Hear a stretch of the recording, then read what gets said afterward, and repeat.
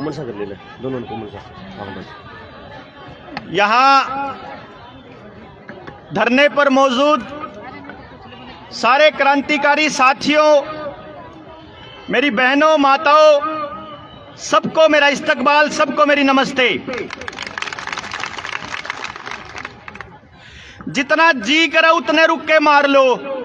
खट्टर मर गया, हाय हाय, मुर्दाबाद मुर्दाबाद, जिंदाबाद जिंदाबाद। ठीक है, टाइम पास करने तक तो बहुत बढ़िया है, पर ना तो मारे रुक क्या था ये मर दे, और ना मारे बालक पढ़ दे, और ना इनका कोई फर्क पड़ता। दुखी हो रहे हैं हमारे यहाँ कर्मचारी, दुखी हो रहे हैं हमारे आदमी, दुखी हो रहे हैं जिनने डीसी दफ्तर में काम पड़े, इन दफ्तर में काम पड़े हुए हैं, रोज की रोज धरने होवे तो दुखी होवे आम आदमी। उसकी गाड़ी खातर तो इब्बी न्यूए लाल बत्ती की तरह अगली गाड़ी चल रहे हैं, उसने तो वो बत्ता मिला है, वो तो अपनी तनख्वाह रोज डबल कर ले चाहे, उसने कोई फर्क नहीं पड़ता। और हम सड़कों पे रवांगे, जो सी रही सही कसर है और पूरी कर देंगे। असली खेल समझ में नहीं आया ना, इतने न्यूए किलकी मार दे रवांगे। आज से पहले कितने आंदोलन हुए, कितने मांगे मानी, कितनी यूनियन बनी, किस किस ने के नहीं मांगा, के नहीं कहा। कोई व्यवस्था बदली के, कोई हालात सुधरे के, अर्जे ईब किलकी मार दे रवांगे तो आपने के लागा है कि आपा इन झुका लेंगे। ठीक से आपने कोई मांग ली, इनने आप लोग बुलाओगे, 2-4 मांगा के साथ कंपनसेशन हो जाएगा, और बीच बचाड़ा करके रास्ता काटने की बात कर लेंगे। क्यों? क्योंकि ना तो असली खेल का आपने बेरा लागण देंगे, और ना आप असली खेल के लिए लड़ रहे। आंगनबाड़ी के जितनी बहनें आंगनबाड़ी में काम कर रही है ना, उन न्यूए कौन बेरा को मैं लाई क्या दे थी, उन न्यूए कौन बेरा उनके तनख्वाह बंदी क्यों थी, उन न्यूए नहीं बेरा उनकी तनख्वाह घटाई क्यों थी, उनका जो मानदेय था वो खत्म क्यों करा, उन न्यूए कौन बेरा, उन न्यूए नहीं बेरा कि जो कारण आपको लगाने का था, वही स्कूल के अंदर मास्टर लाने का था, वही एसएसए के ग्रांट देने का बिल्डिंग बनाने का था, छोड़ दो इसको, वही एसएसए की ग्रांट देकर बिल्डिंग बनाने का था, अस्पताल बनाने का था, ये डीसी दफ्तर बनाने का वही एक मकसद था। जो आज सिचुएशन आ रही है, जिसका नाम है न्यू वर्ल्ड ऑर्डर। 2 बार बोल चुका है प्रधानमंत्री, 2 बार, एक बार संसद में और एक बार लाल किले की प्राचीर से, कि इस हालात के बाद आने वाले टाइम में न्यू वर्ल्ड ऑर्डर आने वाला है। किसे पॉलिटिकल पार्टी ने, किसे यूनियन के पदाधिकारी ने, किसे और संगठन ने, किसे ने पूछा जोर ला के यू न्यू वर्ल्ड ऑर्डर के है, किसे ने पूछा के, किसे ने नहीं पूछा। ईब जो खेल इन्होंने LIC वालों के साथ किया, भेल, SAIL, HPCL, BPCL, BSNL, Indian railway, post office, school के मास्टर, आर्मी, पुलिस, किसी भी डिपार्टमेंट में चले जाओ, रिटायरमेंट के बाद नई भर्ती तो नहीं होती जी भाई साहब, नई भर्ती नहीं होगी रिटायरमेंट के बाद, किसी भी महकमे में नई भर्ती नहीं होगी। वो रिटायर्ड आदमी को दोबारा से रखा जाएगा, और वो भी आउटसोर्सिंग के थ्रू जितनी भी होंगी। आउटसोर्सिंग मतलब डीसी रेट या प्राइवेट किसी ठेकेदार के जरिए। क्यों कर इन यो खेल समझ में कौन आवे। आपके पास रजिस्टर आया करे एक, उस रजिस्टर में पानी दे, उस रजिस्टर में वह आप पे कुछ भरवाया करें, बालक की उम्र का न्यारा, उसके खान पान का न्यारा, उसके टिक्का का बोरा न्यारा, उनके वजन का न्यारा, उनकी कद का न्यारा, कौन सी दवाई कद ले इसका न्यारा, सारी चीजा के न्यारे न्यारे 10-15 रजिस्टर होंगे आप दो रहे। किसी के ऊपर भी भारत सरकार लिख रहा है कि किसी के ऊपर गांव की आंगनबाड़ी का नाम लिख रहा है कि क्या लिख रहा है, ICDS WHO का कोई नाम होगा,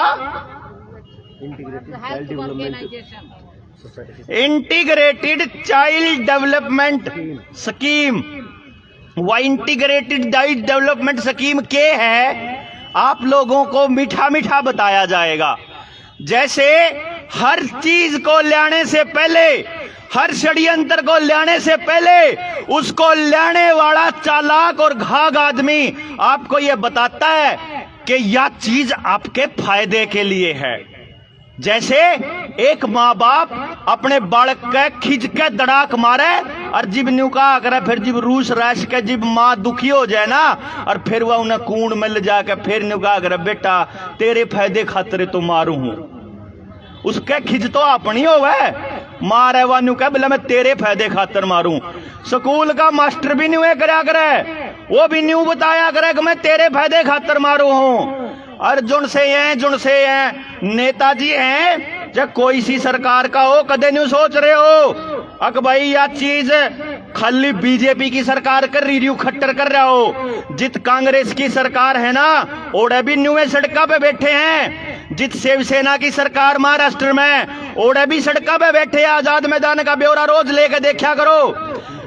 जित कम्युनिस्टा की सरकार है, उड़े भी न्यू बैठे हैं। जित किसी और पार्टी की सरकार है, किसी की रहेगी हो, उड़े बैठे हैं। कमाल की बात यह है कि आंगनबाड़ी वाले भी बैठे हैं, आशा वर्कर भी बैठे हैं, आपके हेल्थाड़े भी बैठे हैं, मास्टर भी बैठे हैं, बिजली वाले भी बैठे हैं, रेलवे वाले भी बैठे हैं। ये तो भाई बैठ कौन सकते, बेल्ट वाले नहीं तो यहाँ भी आज बैठ जाएं। इसी तीसी इनकी भी हो रही है। ठीक है, एक महकमा नहीं छोड़ रखा जुनसा सड़क पे ना बैठा हो। कई बार ऐसा हो सके मैं किसी और महकमे का जिक्र कर दूं तो न्यू मत सोचियो, आंगनबाड़ी वाला का जिक्र करो जी, फालतू दूसरा का जिक्र ना करो।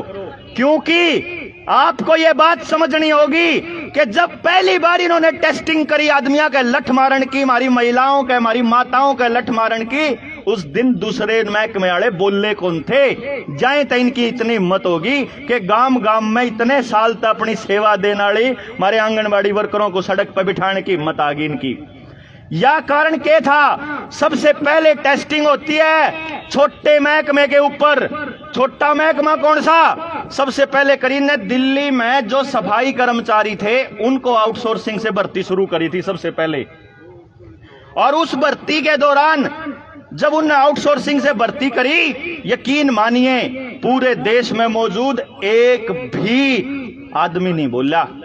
ठीक है, यूनियन के पदाधिकारी बोलते हैं, वो सबका फर्ज भी है और बड़ी अच्छी बात है, लेकिन जो आम जनता से आवाज आनी चाहिए ना, जो आम जनता को खुले प्लेटफॉर्म पे बोलना चाहिए ना खुलकर, वो नहीं बोले। या बड़ी गलती करी और उसका असर ये होया कि आज एक भी महकमा ऐसा नहीं है जिस महकमे के अंदर आउटसोर्सिंग से भर्ती ना होती हो। आपका पुलिस वालों को रिप्लेस करने के लिए होमगार्ड की नौकरियां पक्की करनी जा रहे हैं कि आदमी चाहिए भाई, कितने हो, इतनी तनख्वाह क्यों देनी जब थोड़े में काम चल जाए तो। मास्टर खातर अनुबंध के ऊपर रख लेंगे, बाद में आउटसोर्सिंग से रख लेंगे। दूसरे महकमे में भी यो एक हाल का काम हो रहा है, खेल हो रहा है कि ठेके पे रख लो और काम खत्म करो, फालतू जरूरत नहीं है। और ठेके पे भी सरकार नहीं रखेगी, ठेके पे भी ठेकेदार रखेगा, कोई दूसरी कंपनी रखेगी। अब जिस टाइम पे आप एक दूसरे के लिए नहीं बोले तो इन्होंने अपने गरीब आदमी की नब्ज पे हाथ डालने के लिए खेती का कानून लेकर के आए। गरीब आदमी कौन सा? जो कोटे में राशन खाता है। आपको शायद इस बात का अंदाजा भी नहीं होगा कि 40 करोड़ लोग थे इस देश के अंदर 2014 में गरीबी रेखा से नीचे, और 2021 के अंदर प्रधानमंत्री संसद में अपने दिए बयान में बोलता है, और कमाल की बात, शान से छाती ठोक के बोलता है, शर्म नहीं आती उसको। वो क्या बोलता है कि हमने 85 करोड़ लोगों को घर बैठे राशन दिया। इसका मतलब 85 करोड़ लोगों को राशन के लिए भी अपने ऊपर निर्भर रहना पड़ेगा, ऐसी कंडीशन ले आया यो। अब यह कंडीशन के बाद अब आपकी जरूरत कहां खत्म होती है? आपने इतने सालों तक अपनी सेवाएं दे करके जो बच्चा पैदा हुआ था, आजकल वो नौकरी लागन लाग गया होगा, बड़ा हो लिया होगा, उसका पूरा ब्यौरा WHO को दे दिया। आपने उसका पूरा का पूरा ब्यौरा दे चुके हो कि भाई इनके यही टीके लग गए, इनके यही बात हुई। उस ब्यौरे में सरकार के पास सारा डेटा है कि ये टीके लग गए पाछे इस समाज में के परिवर्तन हुए। पहलम ते ज्यादा बीमार होने लग गए हैं कि कम होने लग गए हैं। पहलम ते ज्यादा नकम्मे हुए हैं कि ज्यादा लड़न लग गए हैं। पहलम ते ज्यादा मतलबी हुए हैं कि पहले से ज्यादा सामाजिक हो गए हैं। पहले से ज्यादा नपुंसक हुए हैं या कम हुए हैं। या भी देखो, जिस शहर में एक IVF सेंटर कौन था किसी टाइम पे, हमारे गामा में एक अस्पताल कौन था, ईब गामा गामा तो अस्पताल हो गए। और दिल्ली वाले राक्षस ने तो मोहल्ले मोहल्ले खोल दिए और उतने डॉक्टर हो गए। और किसी डॉक्टर दो रहा मरीजा की लाइन टूटती हो तो बता दो, हार्ट अटैक वाला दो रहा लाइन टूटती हो तो, अगर जाए शुगर वाला दौरा टूटती हो, नपुंसकता वाला दौरा टूटती हो, या कोई और टूटती हो तो किसे दौरा लेन नहीं टूटती। तो ऐसा क्यों होया भाई कि डॉक्टर भी बदे, आपके जरिए बड़कत दवाई भी खूब दवाई स्वास्थ्य के नाम पे, और भाई अस्पताल भी बदे, और फिर भी मरीजा की संख्या बढ़ती जान लग रही। और फिर एक टाइम ऐसा आ जाए कि इसी बीमारी जिसका इलाज अपनी धूप में हवा में बैठा, जिसका संबंध सीधा सीधा साफ हवा और साफ धूप ते था, वह बीमारी जो नॉर्मली ठीक हो जाओ थी, उस बीमारी के नाम पे हमारे घर में बंद करके रख दिया हम। 1 साल किसान आंदोलन चला, परमानेंट टिकरी बॉर्डर पे रहे, या फिर गांव में किसी न किसी लोगों को हम लोग किसानों के बिल समझाते रहे कि इससे सिर्फ किसान बर्बाद नहीं होगा। ये न्यू वर्ल्ड ऑर्डर का एक स्टेप है कि आपको पूरी तरह से नियंत्रण में भी रखना है और पूरी तरह से अपने ऊपर निर्भर भी रखना है। ये चाहते हैं कि ना तो इनके बिना आप रोटी खा पाओ, ना आप इनके बिना पानी पी पाओ, ना इनके बिना आपकी गैस आए, ना आपको अनाज मिले, ना आपको रोटी मिले, ना आप सड़क पे उतरो, और ना आपकी बोलने की हिम्मत हो कहीं पर। ये स्टार्टिंग इन्होंने करी थी। इसमें सही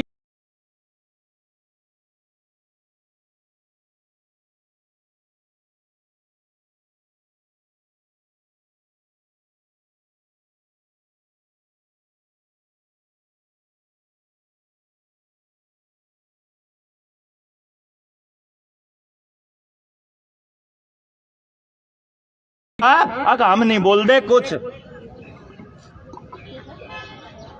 यार निशानी थी हम नहीं बोल दे कुछ के कवे हैं। अकबला ना पड़ोसी दौरा जाओगा तो बीमारी लाग जाएगी, बड्डे दौरा जाओगा तो लाग जाएगी, छोटे दौरा लाओगा तो लाग जाएगी।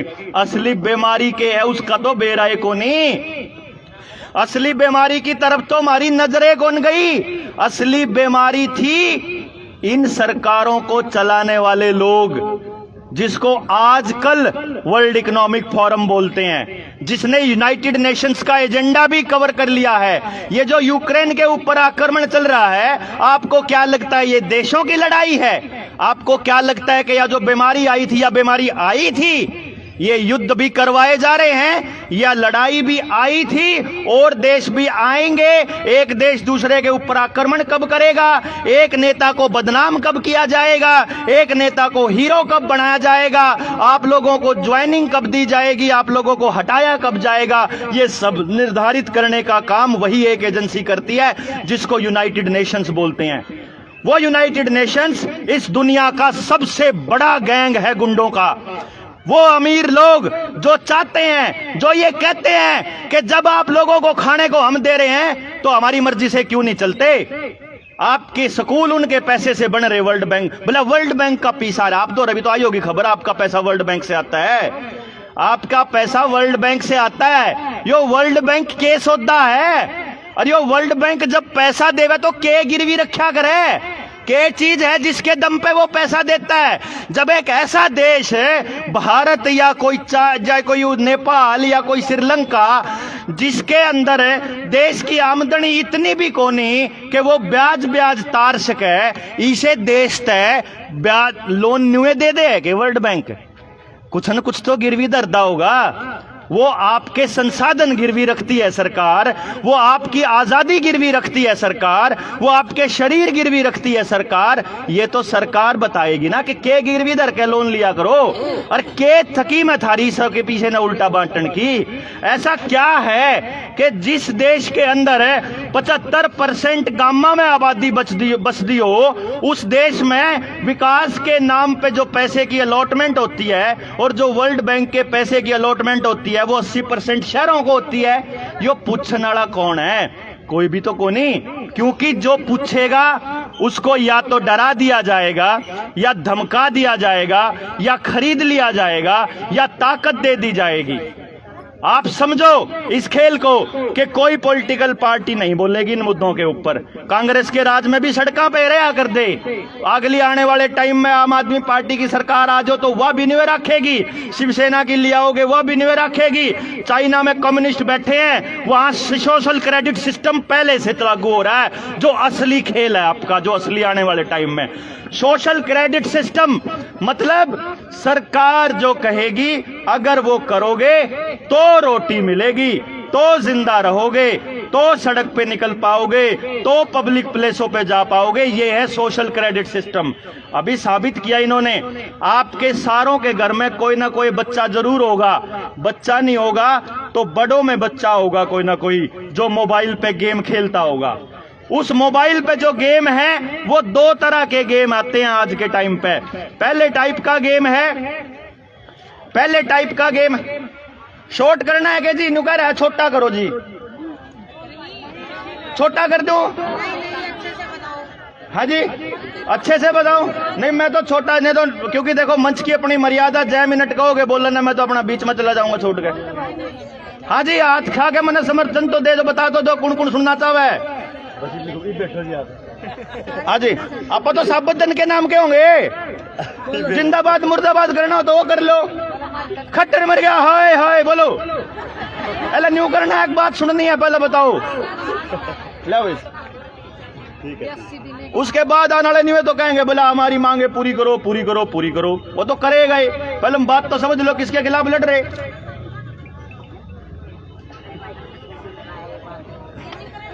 अच्छा जी, अभी निजीकरण पे आन लग रहा है। यो निजीकरण का ये तो खेल है आपका। ये जो सारे डिपार्टमेंट का नाम लिया यो क्या था? तो जी क्या थी बात? कि था मैं देखो बुला दिया भाई, याद कर कहा था मैं तो भूल गया है जी। हाँ, वीडियो गेम पे था।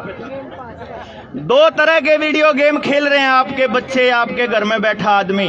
पहली टाइप का गेम है जिसके अंदर बंदूक है, जिसमें गोलियां चल रही हैं, वो रोज 50-100 आदमी मार के सोया है हमारा बालक, है कि नहीं जी? राज्य हुआ है आदमी मार के। तो सोचो आपकी औलाद आने वाले टाइम में कैसी बनेगी। दूसरे टाइप की गेम कौन सी है? अगर आप लोगों ने अपने बच्चों को गेम खेलते हुए देखा हो, मैं नौकरी वाले साथियों को जानबूझ के कहूंगा, क्योंकि उनके बच्चों के पास बढ़िया मोबाइल पाओगे, उन द्वारा बढ़िया गेम पाओगे। बढ़िया गेम कैसी गेम खेलता है बच्चा? वो गेम खेलता है कि ये टास्क पूरा करोगे तो आगे बढ़ने के लिए मौका मिलेगा, ये टास्क पूरा करोगे तो आपको पावर मिलेगी, आपको आगे स्टेप बढ़ने का मौका मिलेगा। ये है वीडियो गेम की टाइप। और हमारे साथ 2 साल से क्या हो रहा है? इतने बजे निकल सकते हो, इतने बजे नहीं निकल सकते। बूटी की पहली खुराक ले लोगे तो नौकरी पे जा सको, नहीं लोगे तो नहीं जा सकते। दूसरी खुराक ले लोगे तो पेंशन मिलेगी, दूसरी खुराक ले लोगे तो यो मिलेगा। आप लोगों के जरिए, आशा वर्करों के जरिए घर घर जाके प्रेशर बनाया उसी WHO ने। जुआ खेल रहे हैं रात को 12-12, 3 पत्ती वाला गेम, यो तो रह गया जुआ। यो बिल्कुल ठीक है बात, जिसमें क्रेडिट कार्ड के साथ जोड़ रहे। आपको जो बता रहा था कि आपके जरिए समाज में प्रेशर बनाया कि तुम नहीं लोगे तो तुम्हारे को पेंशन बंद हो जाएगी, बैंकों में नहीं जाने देंगे, बस में नहीं जाने देंगे, रेल में नहीं जाने देंगे। ईब जब उनके साइड इफेक्ट आने लगेंगे तो तमने पूछेंगे आए तो कह थी बढ़िया है लुआ लो, इब कित जाओगे। आपके खिलाफ ये समाज में नफरत फैलाने के लिए किया इन्होंने खेल कि जब आप सड़कों पे बैठो तो गांव वाले न्यू का एक बढ़िया है, उसकी तो नौकरी जानी ही चाहिए, उसका तो नाश होना ही चाहिए, क्योंकि उसने जबरदस्ती करवाई थी। उस टाइम पे बिना ज्ञान दिए आप लोगों को आपके जरिए ऐसे ऐसे कार्यक्रम इन्होंने आयोजित करे जिसका आपको पता भी नहीं था कि अनजाने में आप अपने ही समाज की जड़ें खोद रहे थे। ये आपके जरिए इतना षड्यंत्र चलाया इन्होंने, WHO वालों ने। वही खेल था ये उन्होंने समझ लिया आपके जरिए में सारे कागज तैयार करा के कि इस समाज को नपुंसक कैसे बनाना है। सोच के देखो, खेती का सारा बीज बाजार से आता है आज, और डांगरा का 80% बीज बाजार से आता है, और मनसा का 30% बीज बाजार से आता है। आने वाले टाइम में जिस ने यहाँ खुराक ले रखी 100 की 100 बाजार ते नहीं आओ तो मैंने कह दियो, क्योंकि हम लोग इस लायक भी नहीं बचेंगे कि अगली संतानें पैदा कर लें। कारण क्या है आप लोगों को? क्योंकि ये चाहते हैं कि इनकी मर्जी से सब कुछ हो। जुकर घर में पीछे कमान आड़ा न्यू देखो, जय आप में ते किसी का घर आड़ा कमांदा हो 50,000 महीने का, अपन मिलता हो 5,000, तो वो गणा चौधरी बना रहा है। और जे किसी का बेरोजगार और अपन 5,000 मिलते हो तो अपन क्या फालतू ना बोला जुगर मैं कौन में चलेगा। या नॉर्मल बात बताऊं मैं कि जो खाने को देता है ना वो ये चाहता है कि वो आप उसके हिसाब से चलो। तो आपके जब आपकी स्कूल आपके WHO वर्ल्ड बैंक देने लाग रहा, अस्पताल वर्ल्ड बैंक देने लाग रहा, आपकी तनख्वाह वर्ल्ड बैंक देने लाग रहा, आपके सारे योजनाओं का पैसा वर्ल्ड बैंक से आ रहा है, तो आपको वर्ल्ड बैंक के हिसाब से चलाया जाएगा ना। तो आज के टाइम पे वर्ल्ड बैंक कहता है कि हमें अपने देश की गुलामी दो, हमें अपने देश के लोगों को गुलाम करके पट्टा बांध के दो गले पे, मुंह के ऊपर पट्टा, बोलना नहीं चाहिए कोई गांव का आदमी, कोई डिपार्टमेंट बचना नहीं चाहिए। सरकारी डिपार्टमेंट होगा तो सरकारी डिपार्टमेंट के अंदर सारी योजनाएं, सारी सेवाएं, सारी बिल्डिंग, सारी नौकरी सरकारी होगी। सरकारी होगी मतलब जनता की होगी, सरकार का मतलब जनता, तो जनता के काबू में रहेंगे वो लोग। सरकारी कर्मचारी सड़कों पे आ जाते थे, किसी टाइम पे देखो रेलवे की 1 दिन की हड़ताल, बैंकों की 1 दिन की हड़ताल सरकार के पैरों के नीचे की जमीन खींच लिया करती थी।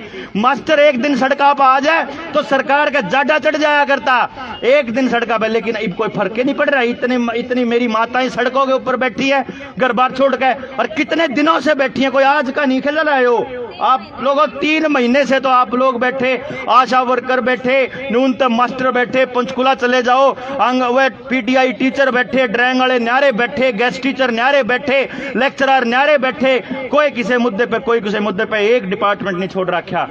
सारे के सारे डिपार्टमेंट को प्राइवेटाइज करने का मतलब क्या है? प्राइवेट का मतलब क्या है? मेरे तक कोई न्यू का एक छोरे तू यू चश्मा दे दे, मैं तो न्यू कहूंगा चश्मा देऊंगा 50,000 का। हाँ 50 का क्या दे देगा भाई? मेरा चश्मा मैं कितने का ही देऊं, मेरी चीज कितने की देऊं? तो प्राइवेट कंपनी के पास जब आप अपने हिस्से की मांगने जाओगे, अपना हक मांगने जाओगे, अपनी तनख्वाह मांगोगे, अपना कोई मानदेय मांगोगे, तो प्राइवेट कंपनी कहेगी मेरी कंपनी है, मेरी मर्जी है, मैं क्या दूं क्या ना दूं, किसको लगाऊं किसको ना लगाऊं। सरकारी का मतलब जनता की, प्राइवेट का मतलब किसी एक प्राइवेट आदमी की। अब ये सोचना आपको है कि प्राइवेट चाहिए कि सरकारी। इन्होंने हर सरकारी डिपार्टमेंट के खिलाफ नफरत फैलाने का काम किया। यहां तक कि पुलिस महकमे को भी इस तरह के काम दिए जा रहे हैं कि पुलिस महकमे के खिलाफ नफरत फैले समाज के अंदर। आपको कानून व्यवस्था के लिए पूरे कर्मचारी नहीं देंगे थाने के अंदर, आपको पूरा काम करने के लिए लोग कर्मचारी नहीं देंगे, लेकिन आपसे मुंह के छिक्के के चालान कटवाए जाएंगे। आपसे भी बच्चों के भविष्य के लिए बेहतर बनाने की ट्रेनिंग नहीं देंगे, आपसे भी रजिस्टर भरवाने की ट्रेनिंग ही दिया जाएगा, आपसे भी अपने एजेंडे पूरे करवाए जाएंगे। और ये खेल अभी तक चलता रहेगा, तब तक चलता रहेगा जब तक आपको ये नहीं पता चले कि ये न्यू वर्ल्ड ऑर्डर क्या है। न्यू वर्ल्ड ऑर्डर ये कहता है कि ना तो कोई आर्मी रहेगी, ना कोई पुलिस रहेगी, ना कोई कर्मचारी रहेगा। अगर कर्मचारी रहेगा तो केवल कंप्यूटरों को और मशीनों को चलाने के लिए रहेगा। कंप्यूटर और मशीन, ये जो खंभों के ऊपर सीसीटीवी कैमरा लगन लाग रहे हैं, हाई रेजोल्यूशन सीसीटीवी कैमरा, हर चौराहे के ऊपर ये स्क्रीन जो 24 घंटे दिमाग को ब्लॉक करके रखती है, ऐसी चीजें, 5G के रेडिएशन, आपके गांव-गांव में 5G आने वाला है। 5G से आपके शरीर को कितना नुकसान होने वाला है कोई भी नहीं जानता। आपके बच्चों को 5G देंगे, आपका नुकसान होएगा, शरीर का, बीमार होगे 5G से, और ये कहेंगे कि अगली महामारी आ गई है, ये कहेंगे अगली बीमारी आ गई है। ये क्या है? 2010 के बाद 5G रेडिएशंस की टेस्टिंग नहीं हुई है। अब आप ये समझो कि आपने उसके लिए डिमांड मांगी करी क्या? आप अगर किसानों के साथ खड़े होते, BSNL के साथ खड़े होते, उनके साथ खड़े होते, तो आज इतना जन सैलाब होता यहाँ पे। मेरी गुजारिश है, आप लोगों को अगर इस आंदोलन को जीतना है तो आज का एक ही तरीका है, अपने अपने गांव में जाइए। अगर किसी को शरीर में गलती से नुकसान हो गया है आपके, उसको बोलिए, गांव को इकट्ठा करके उनको बताइए कि आपके साथ जाति क्या कर रही है। उनको ये विश्वास दिलाइए कि आगे से एक भी महकमा खड़ा होता है। किसान जिस दिन अपनी मांग मांगने के लिए आते, दिक्कत तो बहुत सारों को है, आप ये मांगिए, बोलिए कि आज से किसान जिस दिन सड़कों पे होगा तो आंगनबाड़ी वाले साथ होंगे, आशा वर्कर आएगी तो आंगनबाड़ी साथ होगी, BSNL वाले होंगे, मास्टर होंगे, कोई सा महकमा होगा, हम खड़े होंगे। यकीन मानिए, हम जनता सरकार मोर्चा की तरफ से आपको यकीन दिलाते हैं कि हमने सारे संगठनों के इकट्ठे करके एक मोर्चा तैयार किया है, जिसके अंदर कोई पदाधिकारी नहीं है, कोई प्रधान नहीं है, कोई लोन, कोई पैसा इकट्ठा करके डोनेशन का कोई सीन नहीं, कोई सदस्यता नहीं है।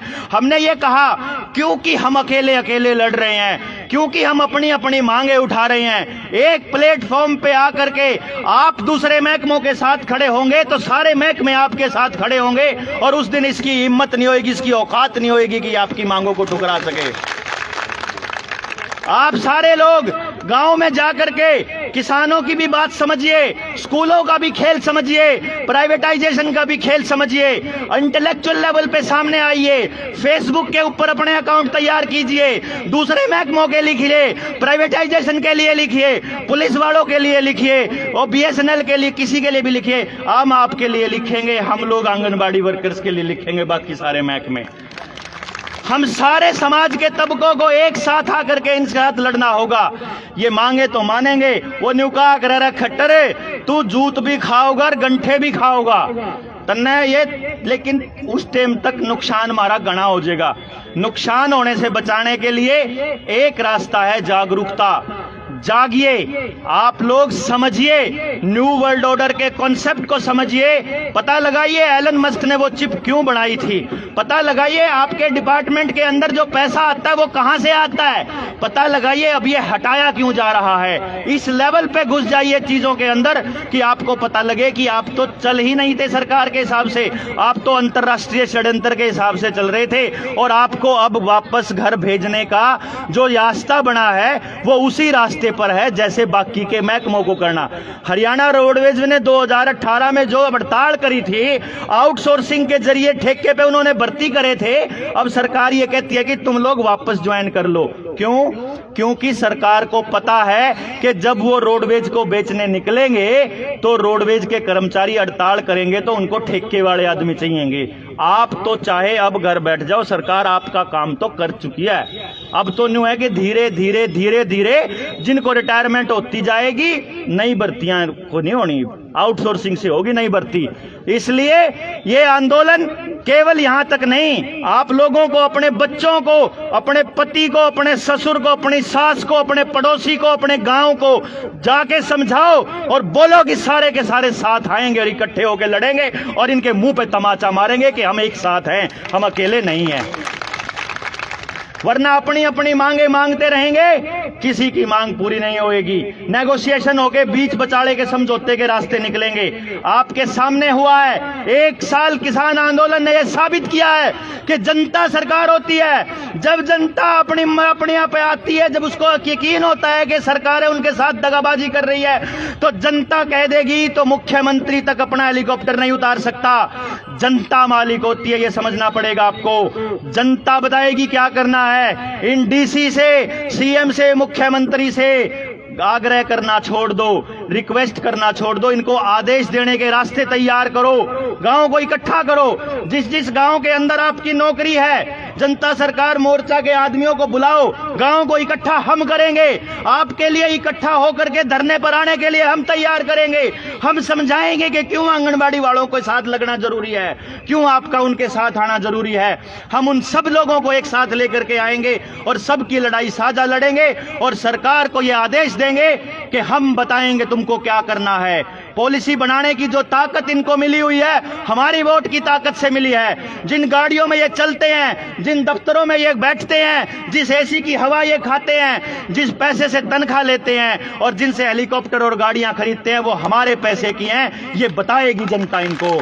और तुम नीतियां वो बनाओगे जो जनता कहेगी, तुम वो काम करोगे जो जनता कहेगी। जनता उस तरह से गुलामी नहीं करेगी कि तुम वहां से न्यू वर्ल्ड ऑर्डर वाले world economic forum, United Nations का एजेंडा 21 की आड़ में तुम ये कबाड़ा कर दोगे। एक आखिरी बात कहता हूं, इस बात को समझिएगा।